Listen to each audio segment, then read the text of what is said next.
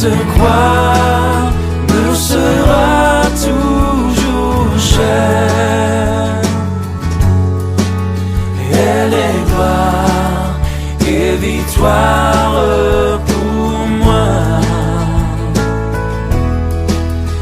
Et par elle, en la maison du Père,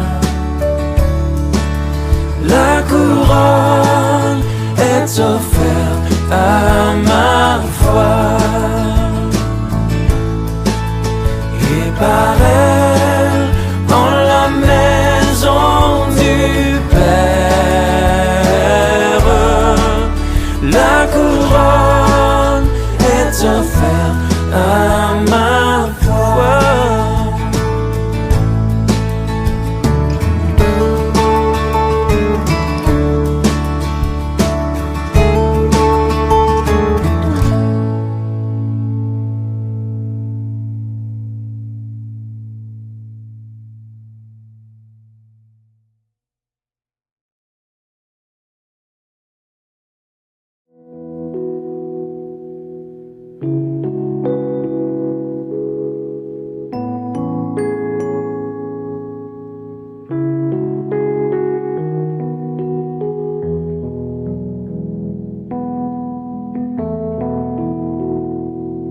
Reçois ce parfum de reconnaissance qui s'élève vers ton trône.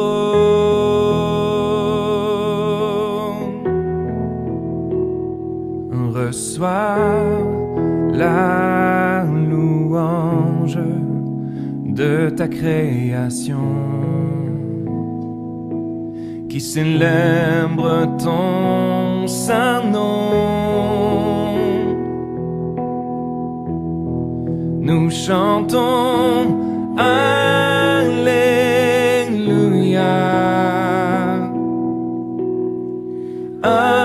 Alléluia,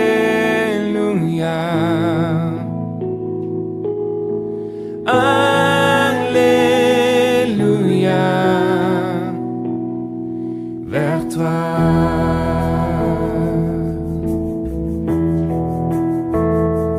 Reçois ce parfum de reconnaissance qui s'élève vers ton trône.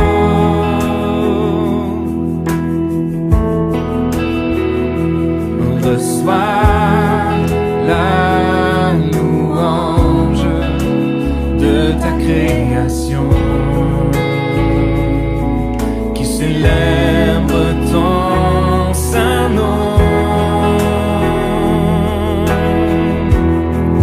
Nous chantons Alléluia,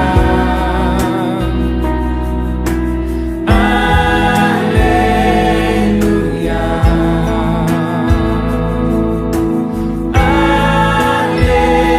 Alléluia, vers toi.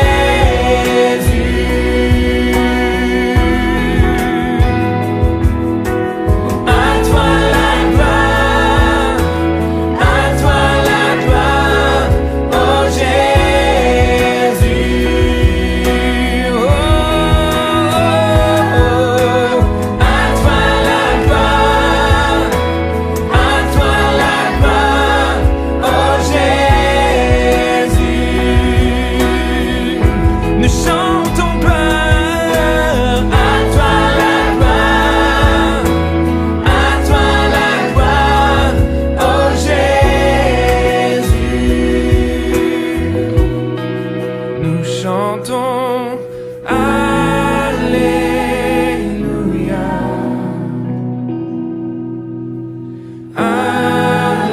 Alléluia.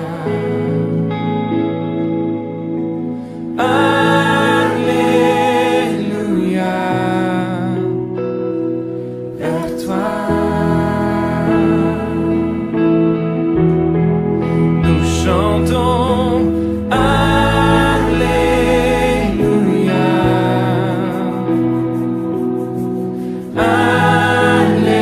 Alléluia.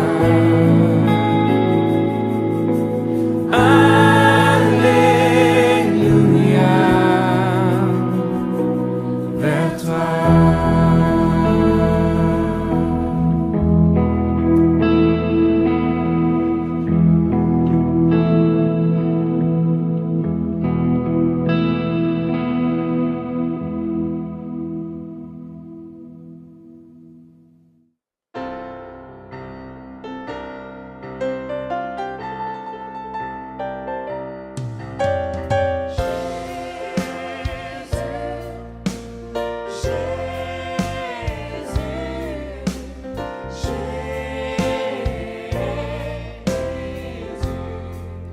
Nous t'appelons Père,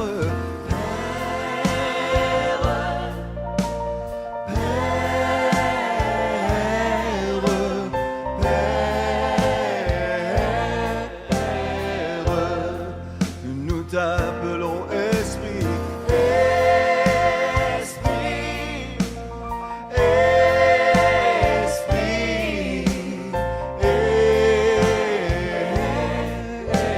Esprit.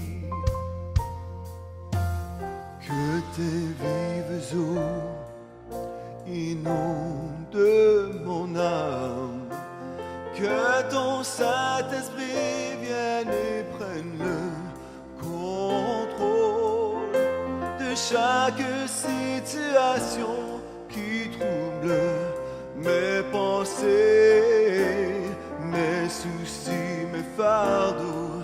À tes pieds je dépose.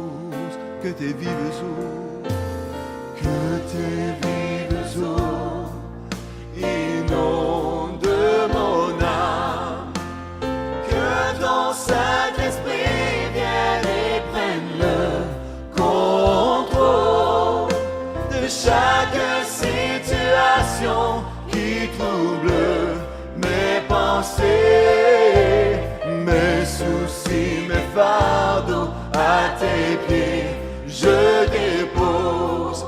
Nous t'appelons Jésus, Jésus, Jésus, Jésus,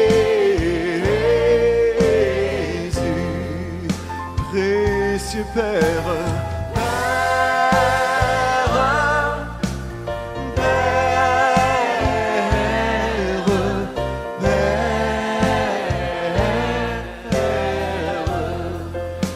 Saint-Esprit, Esprit, Esprit,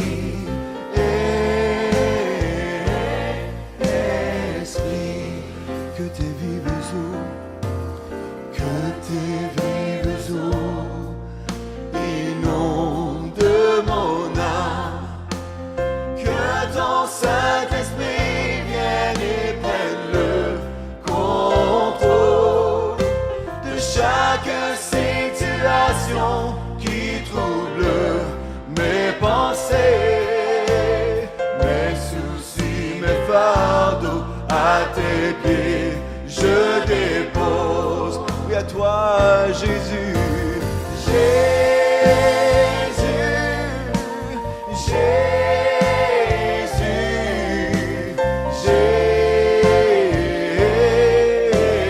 Jésus, mon précieux Père,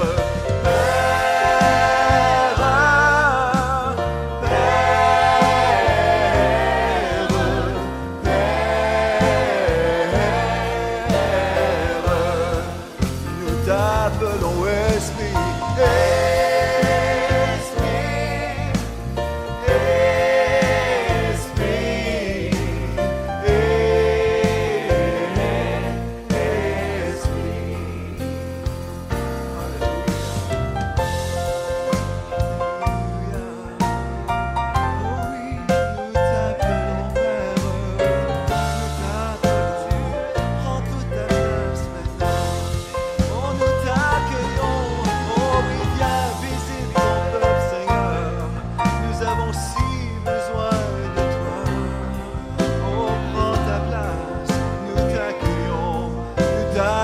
Jésus, oh oui, Jésus,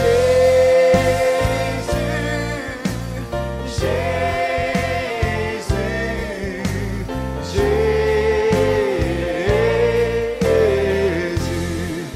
nous t'appelons Père, oh mon Père, oh mon Père, nous voulons plus de toi, oh oui, Saint-Esprit,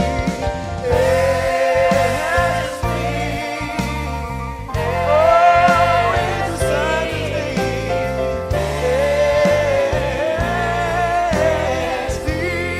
oui, mon Père, oh Père,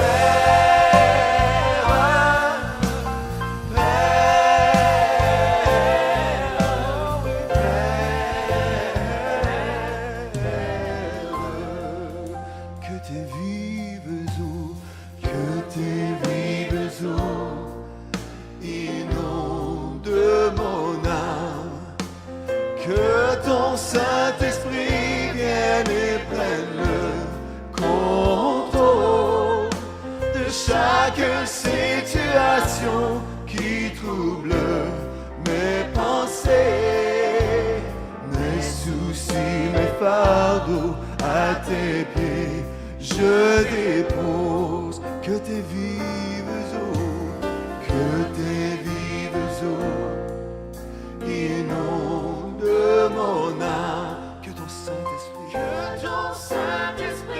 Vienne et prenne le contrôle de chaque de situation situation qui trouble mes pensées, mes soucis, mes mes fardeaux soucis, mes à fardeaux tes pieds. à tes pieds. Oh, je dépose à Jésus, Jésus, Jésus, Jésus,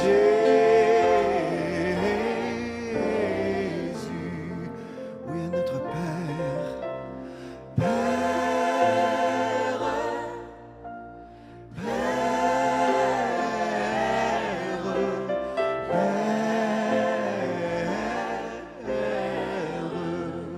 oui, Saint-Esprit, Esprit, Esprit, Esprit.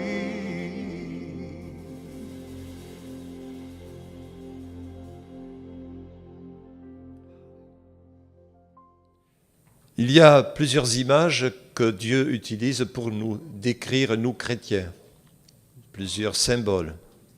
Et ce matin, j'aimerais m'arrêter sur l'un de ces symboles que nous retrouvons dans l'épître de Pierre, la première épître de Pierre au chapitre 2.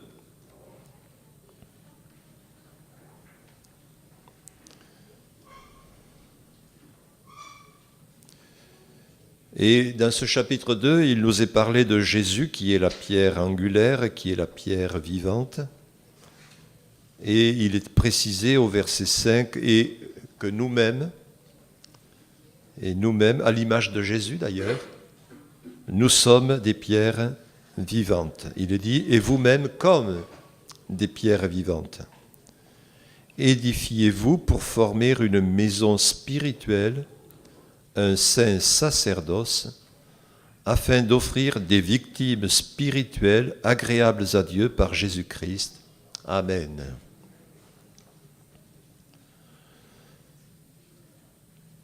J'aime bien cette image que Dieu emploie pour nous décrire l'image des pierres. Lorsque j'ai médité là-dessus, je me suis posé la question de savoir combien de fois les pierres sont mentionnées dans la Bible. Et je me suis aperçu que de nombreux textes nous parlent des pierres dans la Bible. Et que parmi tous ces textes, il y avait des richesses et des trésors qui pouvaient nous encourager et nous édifier. Je me suis posé la question de savoir quand est-ce que les pierres sont mentionnées, ou le mot pierre se trouve pour la première fois dans la Bible. Et bien sûr, j'ai utilisé une concordance. C'est plus facile comme ça. Et en utilisant la concordance, je me suis aperçu que la première fois que la pierre ou qu'une pierre est mentionnée dans la Bible, c'est dans le livre de la Genèse au chapitre 2. Et vous pourrez le retrouver au verset 12, où il est dit que il y avait dans ce lieu que Dieu avait créé, le jardin d'Éden, la pierre d'onyx, chapitre 2, verset 12. Et je me suis posé la question de savoir quand est-ce que le mot pierre est employé pour la dernière fois dans la Bible. Vous êtes curieux ? C'est bien d'être curieux lorsqu'on veut connaître l'Écriture. Il faut se poser des questions, il faut dire, bon, mais quand c'est que... Et voyez-vous, comme ça, mais il y a des richesses qui parfois pourraient nous échapper si nous n'avions pas cette curiosité de savoir ce que dit la Bible. Et la dernière fois où l'on retrouve le mot pierre, c'est dans le livre de l'Apocalypse, au chapitre 21. Et au verset 19, où il est parlé des fondements de la Nouvelle Jérusalem, la ville qui représente cette vie nouvelle, cette dimension éternelle. Les fondements de la ville, il est dit, étaient ornés de pierres précieuses. Alors ça m'a enthousiasmé. Ça m'a enthousiasmé, pourquoi ? Mais parce que la première fois où le mot pierre est mentionné, c'est pour parler d'une pierre précieuse. Et la dernière fois où le mot pierre est mentionné, c'est pour parler encore de pierres précieuses. Et en plus, c'est du début Genèse jusqu'à la fin, l'Apocalypse. C'est comme si était enfermé dans l'ensemble de la parole de Dieu, cette vérité spirituelle et essentielle, c'est que Dieu désire que non seulement nous soyons des pierres vivantes, mais il veut que nous soyons aussi des pierres précieuses. C'est notre destinée. Dieu veut et Dieu nous destine à être des pierres précieuses. Or, je sais que quand on considère notre propre vie, on peut voir toutes nos imperfections, on peut voir que parfois encore il y a du travail à faire en nous-mêmes. Et Dieu nous a donné son esprit pour cela, pour nous perfectionner, pour nous sanctifier. Il nous a donné sa parole aussi. Mais le but que poursuit Dieu, c'est que nous soyons ces pierres précieuses qui habiteront dans sa maison pour l'éternité. Nous vivons dans un monde où tout passe. Sur cette terre, tout passe. Les êtres vivants vieillissent et meurent. Les plus belles fleurs fanent et disparaissent. Mais il y a quelque chose qui, dans ce monde, par contre, ne bouge pas. Ce sont les pierres précieuses. Les pierres précieuses, elles restent immuables. Le temps n'a pas d'effet négatif sur elles. Elles sont toujours aussi belles. Elles sont toujours aussi précieuses.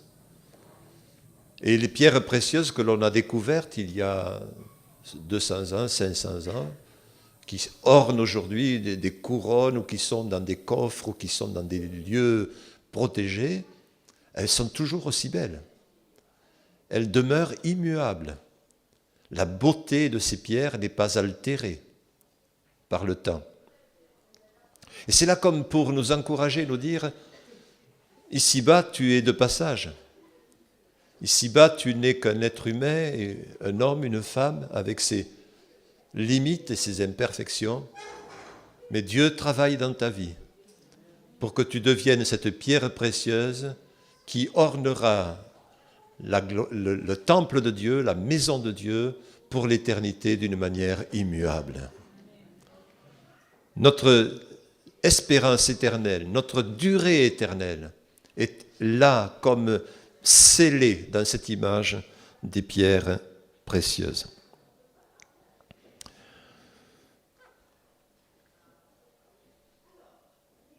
Vous savez, les pierres précieuses, elles ne se sont pas formées facilement.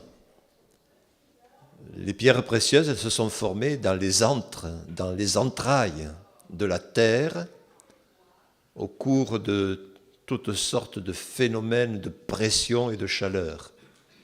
C'est au sein même de la terre que sous la pression, sous la chaleur, certains éléments, certains matériaux se transforment et deviennent ainsi ces pierres précieuses. L'une des pierres précieuses les plus recherchées, c'est le diamant.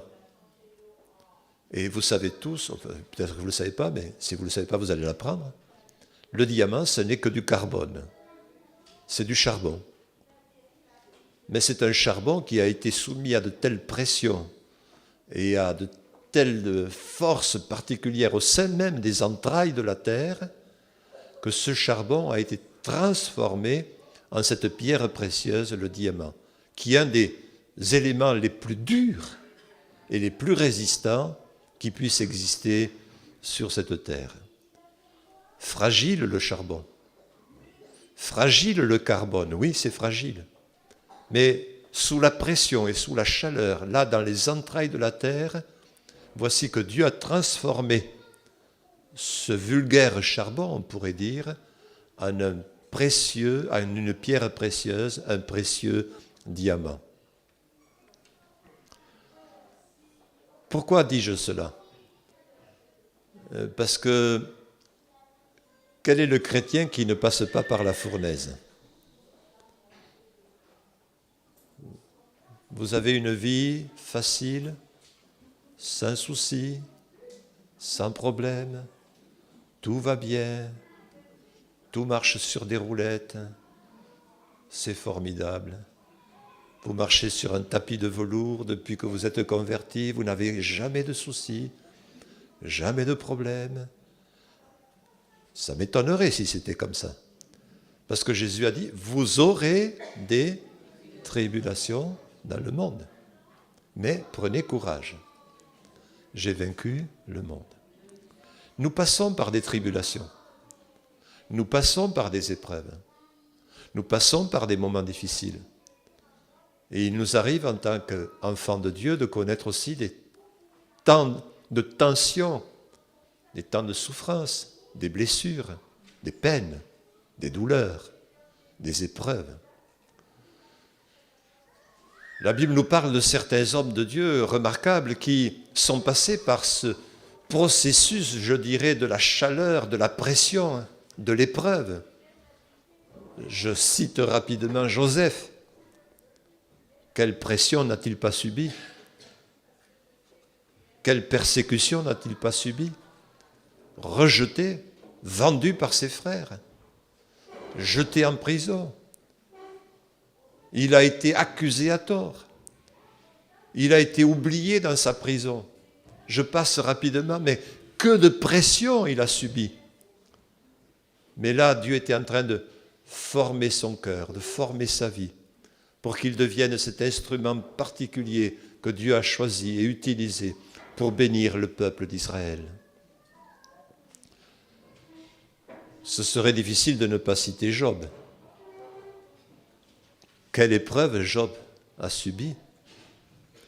Mais à la fin de cette épreuve, il pourra dire ceci, « Autrefois, j'avais entendu parler de toi, mais maintenant, Amen, gloire à Dieu. »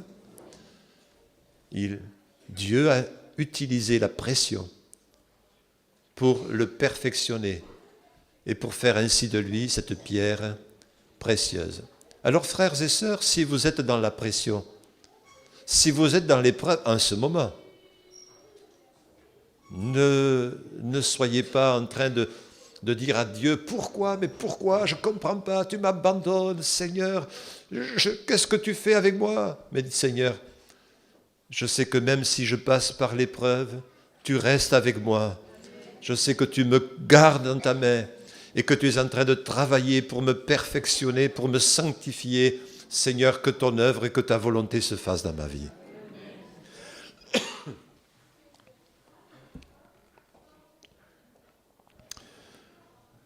Oui, parce que l'épreuve de votre foi, a dit l'apôtre Pierre, a pour résultat la louange, la gloire et l'honneur.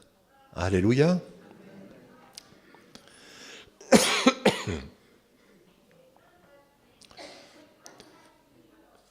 Quand j'ai regardé dans la parole de Dieu d'autres textes concernant les pierres, je suis arrivé dans Genèse chapitre 28. Et dans ce chapitre 28, il y a un passage particulier où Jacob a été aussi au contact d'une pierre. On peut lire cela dans le Genèse chapitre 28, verset 11.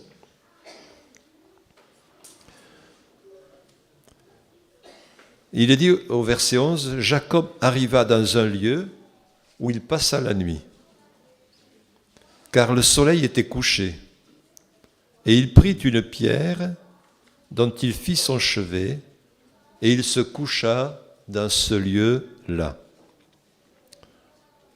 J'avance un petit peu dans le texte, et j'en arrive au verset 18, et il est dit, « Et Jacob se leva de bon matin, il prit la pierre dont il avait fait son chevet, il la dressa pour monument, et il versa de l'huile sur son sommet. »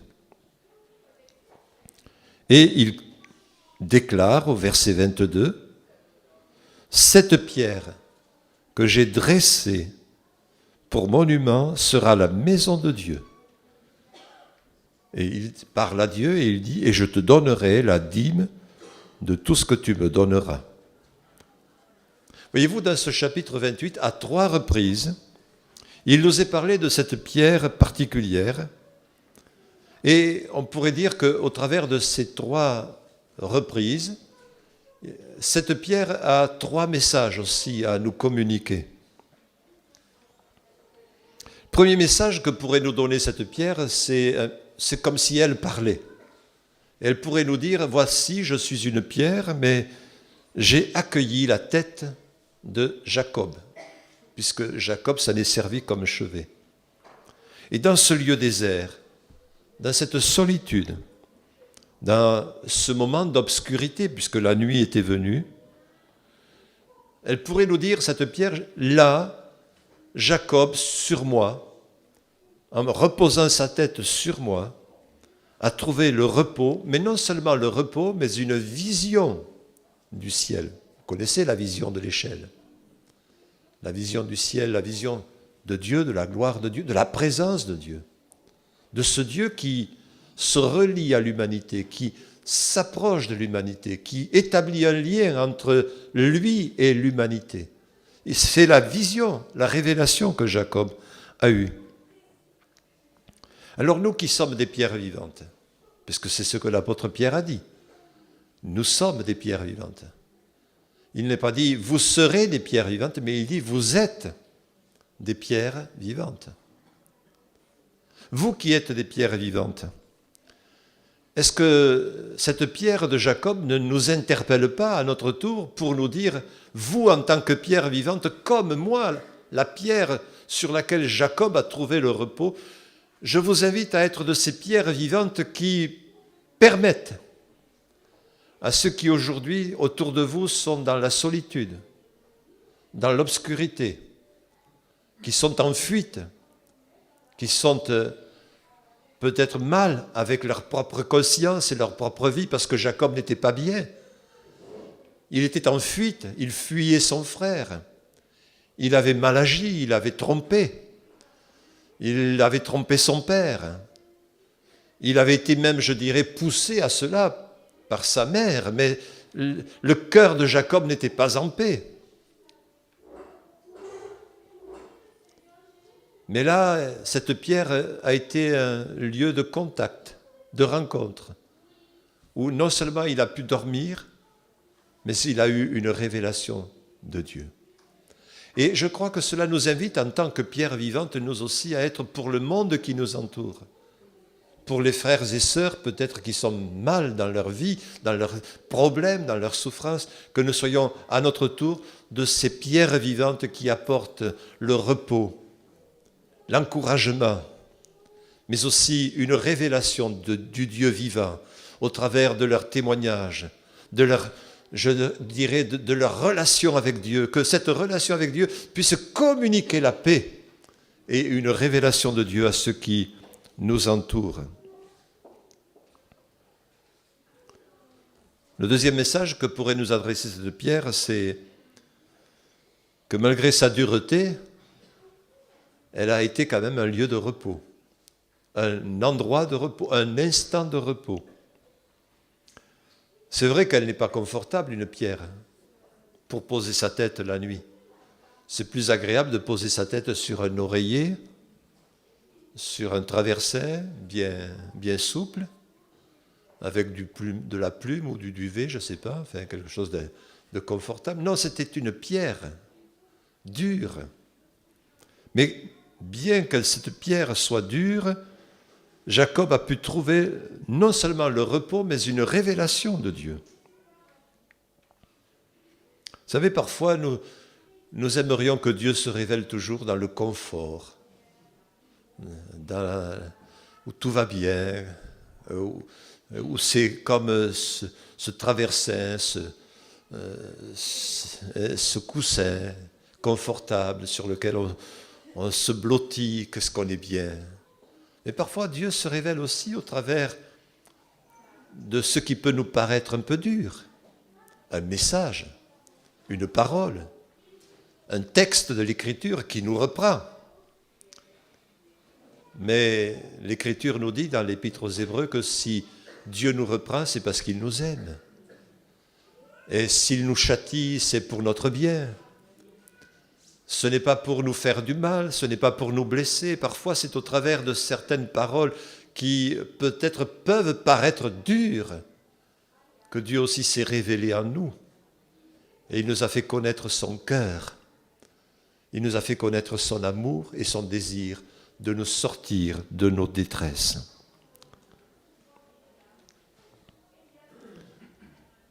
Parfois, nous cherchons aussi à édulcorer le message de l'Évangile. Il y a aujourd'hui un message de l'Évangile qui est frelaté. Un message de l'Évangile qui dit « Venez au Seigneur, tout va être bien, tout va être formidable, tout va aller, vous allez être guéris, vous allez connaître la joie, Dieu va répondre à tous vos soucis, vous allez voir, c'est formidable. Si vous êtes pauvre, vous allez devenir riche, donnez ce que vous avez, Dieu va le multiplier par 200, 300, 1000. » On fait croire des mensonges. Le message édulcoré de l'Évangile, ce n'est pas le message de Jésus. Jésus a dit, si quelqu'un veut être mon disciple, qu'il renonce à lui-même, qu'il se charge de sa croix et qu'il me suive. Il y a un prix à payer, il y a un renoncement, il y a un don de sa vie. Vous savez, j'aime bien l'apôtre Paul quand il commence ses épîtres, ou même tous les autres auteurs. Les épîtres, vous savez, souvent elles commencent par ces mots. Paul, ou Jacques, bien sûr, ou Jude. Nous, on le lit dans la version seconde. Serviteur de Jésus-Christ. Mais vous savez, le mot serviteur, ce n'est pas le mot qui est employé dans le grec. Le mot qui est employé dans le grec, c'est doulos. Et le mot doulos se traduit littéralement esclave. Esclave de Jésus-Christ. C'est un mot qui est fort, le mot esclave. L'esclavage a été quelque chose de douloureux. Ça a été une exploitation de l'homme par l'homme. Et l'abolition de l'esclavage, ça a été quelque chose de bon et d'utile. Et heureusement qu'il y a eu des hommes, comme Schulcher ou d'autres encore, qui ont combattu l'esclavage, qui se sont opposés à l'esclavage. Mais dans l'Ancien Testament, et même du temps des apôtres, l'esclavage existait encore. Il n'avait pas la forme abominable qu'il a pu avoir au XVIe, XVIIe, XVIIIe siècle, mais il existait l'esclavage. Et quand l'apôtre Paul emploie ce mot, il l'emploie dans le sens que cela avait du temps des Romains, esclaves de Jésus-Christ. Ça peut paraître quelque chose de difficile, de dur, mais à choisir, je préfère être esclave de Jésus-Christ qu'esclave du péché. Et autrefois, nous étions esclaves du péché. Mais maintenant, quel bonheur d'être esclave de Jésus-Christ. Il a dit, mon joug est doux et mon fardeau léger. Jusqu'au bout, je veux te suivre, Seigneur. Et même si cela peut signifier qu'il y a un joug à porter, ton joug est doux et ton fardeau léger. Et Seigneur, j'accepte que l'Évangile ne soit pas simplement un message frelaté, édulcoré, où tout est merveilleux, tout est beau, tout est facile, mais j'accepte aussi ce message de l'Évangile qui me dit que c'est aussi dans la douleur et dans la souffrance que tu es avec moi et que ta houlette et ton bâton me rassurent. Alléluia.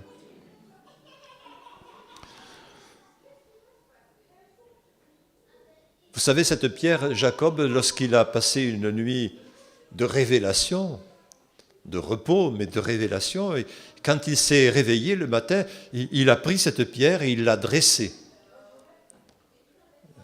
Je vois cette pierre un petit peu ayant la forme d'un traversin, peut-être pas très long, mais il a pris cette pierre qui était couchée et il l'a mise debout, il l'a redressée. Et j'aime bien cette image de la pierre qui est redressée. Autrefois, nous étions par terre, mais dans sa grâce, Dieu nous a relevés. Et il veut maintenant que nous marchions dans la droiture et dans la justice. Cette pierre qui est redressée, qui est ainsi droite, et qui a une extrémité qui est vers le ciel et une autre qui est sur la terre, nous rappelle aussi ce que doit être notre vie chrétienne, une vie chrétienne tournée vers Dieu, mais aussi avec un témoignage vécu sur cette terre auprès de ceux qui nous entourent. Mais un témoignage qui est vécu dans la droiture, dans la sainteté et dans la justice. Et le monde saura que nous sommes enfants de Dieu, non seulement par les mots que nous allons prononcer, mais le monde saura que nous sommes enfants de Dieu parce qu'ils verront nos bonnes œuvres, notre manière sainte de marcher, notre manière droite de vivre, que la droiture soit notre manière de nous comporter dans cette société, dans ce monde où nous vivons, et qu'ainsi le monde puisse voir que Dieu est avec nous parce que nous marchons dans la sainteté, dans l'honnêteté et dans la justice. C'est une pierre qui est maintenant redressée. Autrefois, elle était couchée, maintenant elle est debout. Vous savez, il y a dans la Bible plusieurs fois des passages où Dieu parle à certains hommes, comme Ézéchiel par exemple, où Dieu dit « Tiens-toi debout, tiens-toi debout, frères et sœurs, tenez-vous debout.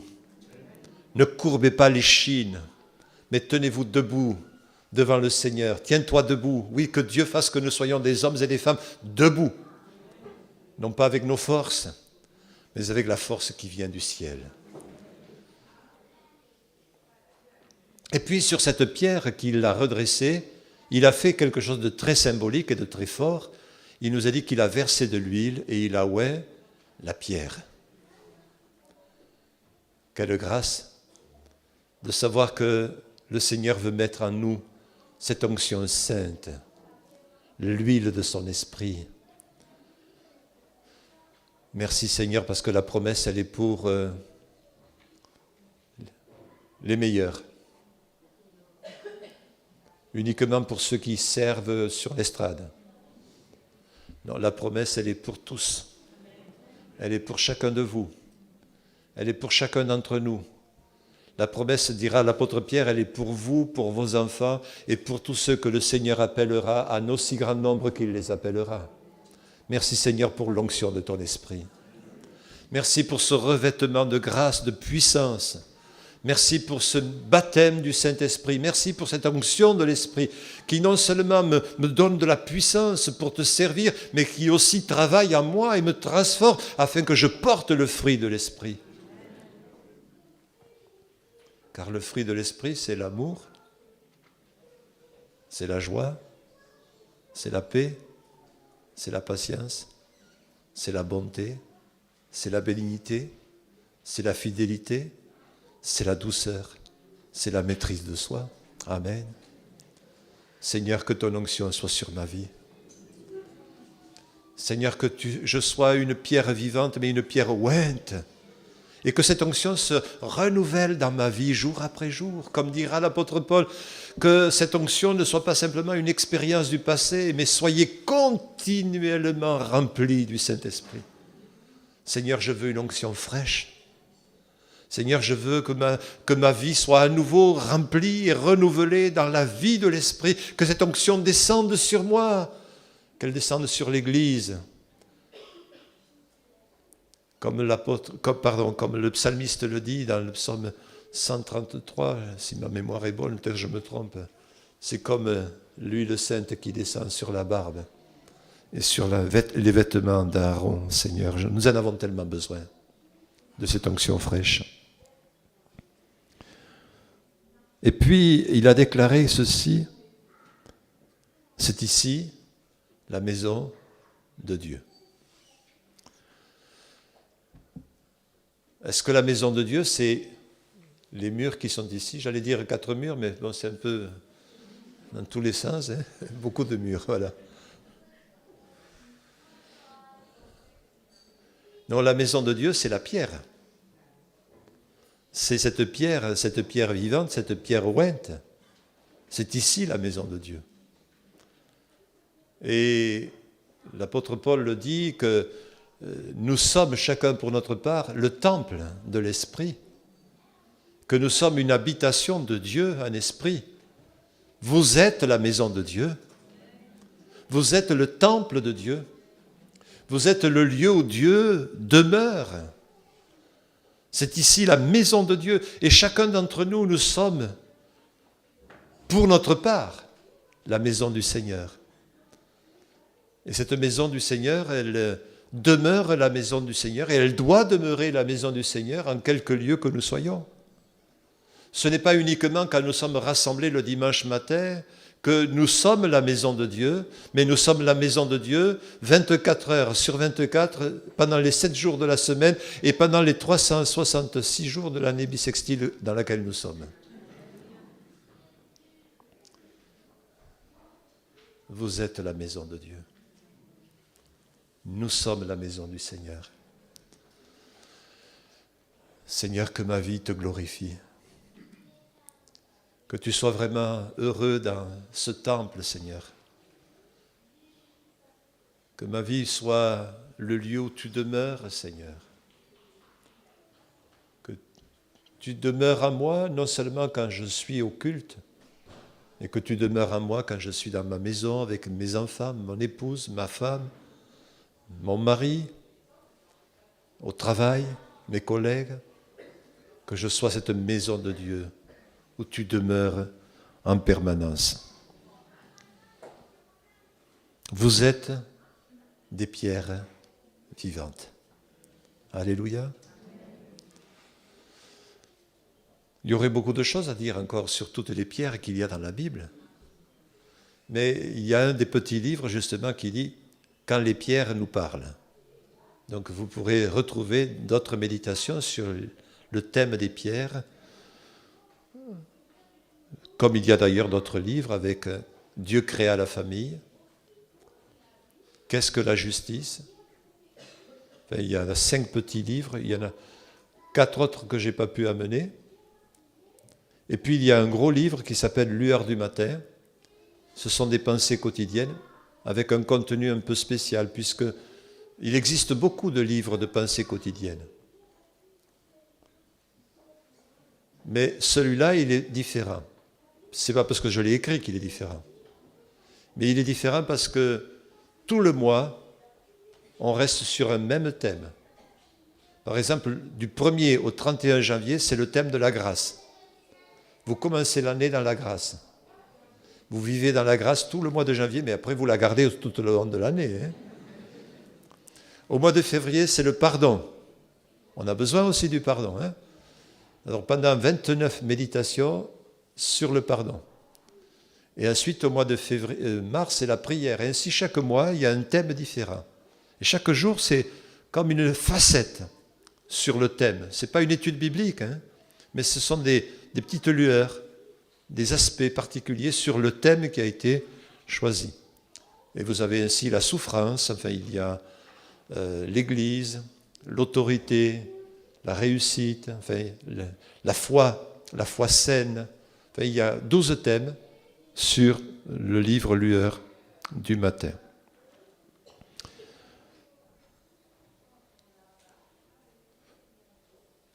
Je ne sais pas ce que nous retenons parfois lorsque nous sommes dans une réunion, dans un culte, dans un temps de partage biblique. Parfois, nous oublions, nous disons « Oh, c'était bien », et puis on oublie. De quoi il a parlé, le pasteur ? Ah, ben je ne me souviens plus. Mais c'était bien. J'aimerais que vous vous souveniez que j'ai parlé ce matin des pierres vivantes. Gardez cela dans votre cœur. Vous êtes des pierres vivantes. Non seulement des pierres vivantes, mais Dieu veut que vous soyez des pierres précieuses, des pierres debout, des pierres ointes, des pierres sur lesquelles les hommes et les femmes qui vous entourent pourront trouver le repos et une révélation de Dieu. Amen. Que le Seigneur vous bénisse. Amen.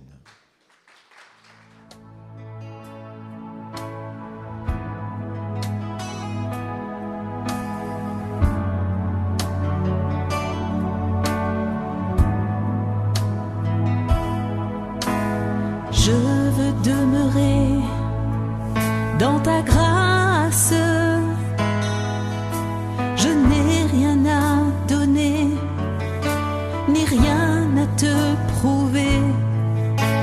Je viens m'humilier devant ta face. Tu me connais si bien, je ne te cache rien.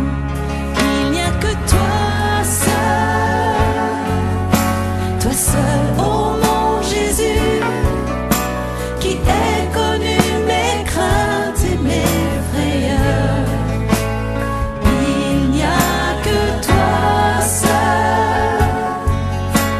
seul, oh mon Jésus, qui d'un regard vient apaiser mon cœur.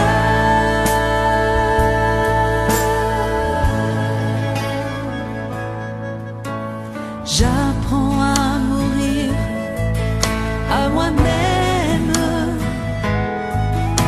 Je choisis ton chemin, j'abandonne le mien. Ton esprit me guide et m'enseigne à dépendre de toi. J'ai tant besoin de toi. Il n'y a que toi seul, oh mon Jésus, qui ait connu mes craintes et mes frayeurs. Il n'y a que toi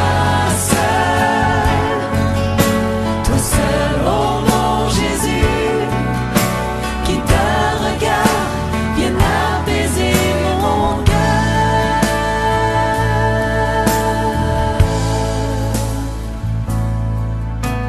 Je chéris en moi ta parole.